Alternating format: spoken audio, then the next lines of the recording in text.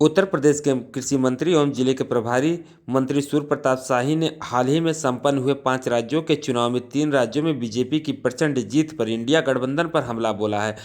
उन्होंने कहा है कि इंडिया गठबंधन जब चुनाव आता है तो यूनाइटेड गठबंधन हो जाता है और चुनाव के बाद डिवाइडेड गठबंधन में बदल जाता है।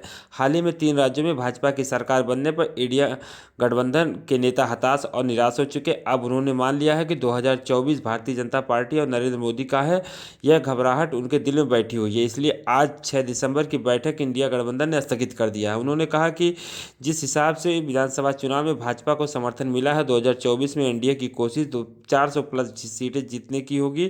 विधानसभा चुनाव में विपक्ष की हार का कारण गिराते हुए जिले के प्रभारी मंत्री ने कहा कि सनातन धर्म पर टिप्पणी करना, देश के मान सम्मान को धूसरित करने की कोशिश करना, देश की विशेषता को भंग करने की कोशिश करना और देश के श्रेष्ठ लोगों को जो नेतृत्व कर रहे हैं उनके ऊपर हल्की टिप्पणी करना ही विपक्ष की हार का कारण है। उन्होंने कहा कि आज 6 दिसंबर के दिन शौर्य दिवस है। आज के ही दिन अयोध्या में जिन वीरों ने अपना शहादत दी थी उनको मैं नमन करता हूं। शहीदों का सपना पूरा होने वाला है और 22 जनवरी 2024 को अयोध्या में भव्य राम का मंदिर का लोकार्पण होगा।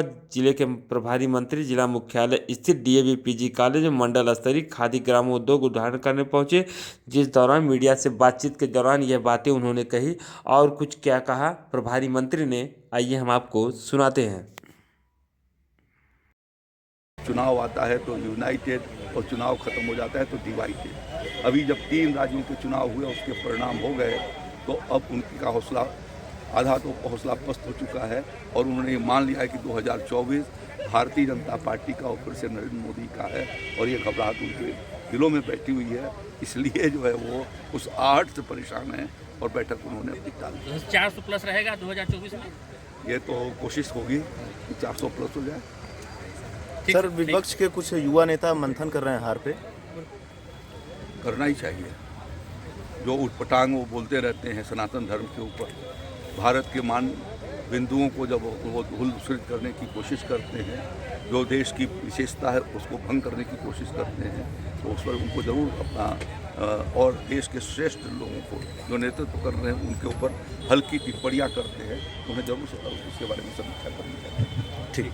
आज 6 दिसंबर है और अयोध्या के भीतर जो शौर्य प्रदर्शन देशवासियों ने किया और उसके भीतर शहीद हुए, मैं उन सब लोगों को अपनी ओर से श्रद्धांजलि अर्पित करता हूँ। और उनकी शहादत का अब दिन जो है, जो उस दिन के लिए उन्होंने आत्माहुति दी, अब उनका सपना और उनका संकल्प पूरा होने वाला है। और अभी 22 जनवरी 2024 को अयोध्या के भीतर